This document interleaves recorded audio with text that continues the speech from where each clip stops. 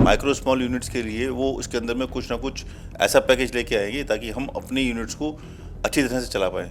तो अभी जो पैकेजेस गवर्नमेंट ने दिए हैं, जो स्कीम्स दी हैं, वो मीडियम को ज़्यादा फोकस करके दी हैं। इसका मतलब सरकार का फोकस है कि आप सेविंग्स पे कम फोकस करो और खर्चे पे ज़्यादा फोकस करो। 1 फरवरी को केंद्रीय बजट पेश किया जाना है, जिसको लेकर के अगर उत्तर प्रदेश की बात की जाए तो देश में सबसे बड़ा प्रदेश होने के नाते जो उत्तर प्रदेश की निगाहें हैं वो दिल्ली पर टिकी हुई हैं। ऐसे में जो उद्योगपति हैं उनकी क्या राय है, उनकी क्या अपेक्षाएं हैं, उनसे जानने के लिए आज हम मौजूद हैं। आलोक अग्रवाल जी मेरे साथ हैं, उनसे बातचीत करेंगे, जो आईआईए के उपाध्यक्ष भी हैं, वरिष्ठ उपाध्यक्ष हैं, उनसे बात करेंगे। सर, 1 तारीख को बजट पेश होगा, तो ऐसे में क्या कुछ अपेक्षाएँ हैं आप लोगों की इस बजट में लेकर के? अपेक्षाएं तो सरकार से बहुत हैं, क्योंकि जो वर्ल्ड में जो इस टाइम टर्मोइल चल रहा है, जो हमारे यूएस में टैरिफ्स लगा दिए गए हैं, एक्सपोर्ट के लिए जो दिक्कतें आ रही हैं, सरकार के प्रयास है, एफटीए कर रहा है यूनियन के साथ में, तो हमको एक उम्मीद तो ये है कि हम बजट में बहुत अच्छा बजट एक सरकार की तरफ से उम्मीद कर रहे हैं। और ये उम्मीद कर रहे हैं कि माइक्रो स्मॉल यूनिट्स के लिए वो उसके अंदर में कुछ ना कुछ ऐसा पैकेज लेके आएंगे ताकि हम अपने यूनिट्स को अच्छी तरह से चला पाएँ। जैसे टैरिफ की वजह से हमारे एक्सपोर्ट्स बाधित हैं, उस के लिए भी सरकार कुछ ना कुछ एक ऐसा इंटरेस्ट फ्री पैकेज लेके आएगी, या हमको कोई हमारे एक्सपोर्टर्स को बेनिफिट देगी ताकि उनको इंटरेस्ट में, उनको फाइनेंस में सपोर्ट मिले, या और कोई ऐसी नीति बनाएगी जिससे हम और कंट्रीज़ को एक्सपोर्ट कर पाएँ। इसके अलावा माइक्रो स्मॉल का फोकस शायद सरकार कहती तो अच्छा है कि हम माइक्रो स्मॉल की बात कर रहे हैं, छोटे उद्यमी की बात कर रहे हैं, लेकिन जो इधर पैकेजेस आए हैं वो ज़्यादातर पैकेजेस मीडियम या लार्ज स्केल को लेकर के आए हैं। तो हम ये उम्मीद कर रहे हैं कि माइक्रो स्मॉल, जिसमें माइक्रो का मतलब 5 करोड़ का इन्वेस्टमेंट जिसमें निवेश होता है, वो माइक्रो में हम मानते हैं, और 25 करोड़ का मतलब स्मॉल।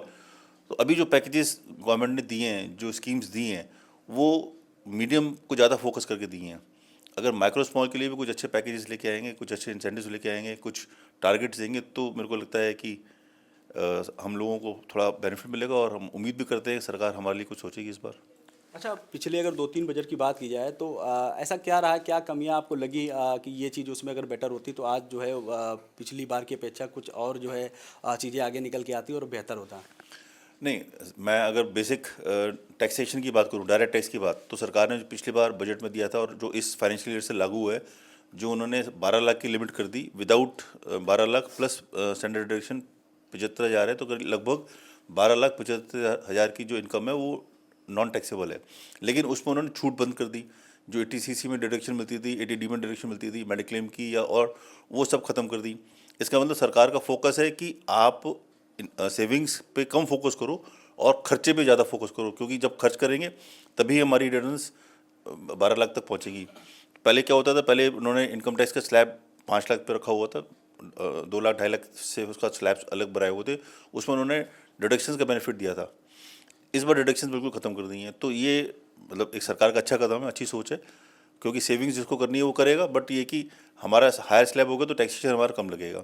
तो ऐसी कोई और हम अच्छी स्कीम सरकार से सोच रहे हैं, उम्मीद कर रहे हैं। अभी ऐसा सुनने में आ रहा है कि शायद सरकार जैसे चाइना में है, ट्रांजैक्शन के ऊपर टैक्स लाने की उम्मीद कर रही है।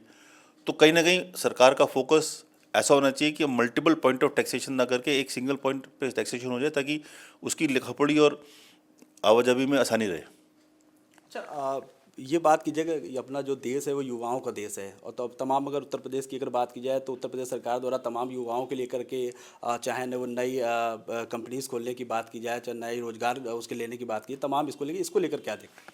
नहीं, सरकार ने स्टार्टअप्स के लिए बहुत अच्छे इंसेंटिव्स दिए हुए हैं। सरकार स्टार्टअप्स के लिए हैंड होल्डिंग भी करती है, इनकम टैक्स में भी उसने कुछ रिलीफ दी हुई है, और उसको जो नवाचार है उनको वो कर रही है। हो सकता है सरकार इस बार और कुछ नया इन स्टार्टअप्स के लिए लेके आए, क्योंकि इन स्टार्टअप से ही आगे का भविष्य है, क्योंकि यही बड़े बड़े जो टाइकोन्स हैं वो बना सकते हैं, यही हमारी इकोनॉमी को आगे लेके जा सकते हैं। भाई, उसकी अपेक्षा तो अच्छी की जा रही है, क्यों से कि ये सरकार हमारी है, और सरकार जो भी कर रही है सब अच्छा काम कर रही है। अच्छा, कौन कौन सी ऐसी चीज़ें हैं जिनको आपको लग रहा है, क्योंकि पिछली बार टैक्स में तमाम बदलाव किए गए थे जिसको नहीं तो आपके टैक्स में बदलाव करके सरकार ने हम लोगों के साथ सब काम कर दिया है। अब टैक्स में बदलाव तो कुछ होना नहीं है। अब जो भी है, जो भी काम होना है वो सरकार अपने हिसाब से जो भी कर रही है वो सब सही कर रहे हैं। अच्छा, युवाओं के लिए तमाम स्टार्टअप की बात नहीं, युवाओं वाली बात तो सही है, जो वो आप जो कह रहे हो वो सही है, लेकिन उसके बारे में अपने को जानकारी भी नहीं इतनी, और अपने इतना बता भी नहीं सकते। लेकिन हम लोगों के बिजनेसमैन के बारे में ये बात सही कि सरकार ने जो किया पिछले साल वो बहुत अच्छा काम किया है, और हमारे हिसाब से वो सही है। अब जो 1 तारीख को जो बजट आ रहा है उसमें क्या आपको लगता है, क्या कुछ हो जिसमें आप लोगों को लाभ हो? नहीं, देखिए सरकार बजट जो भी लाएगी हम लोगों के लिए कुछ नहीं लाएगी।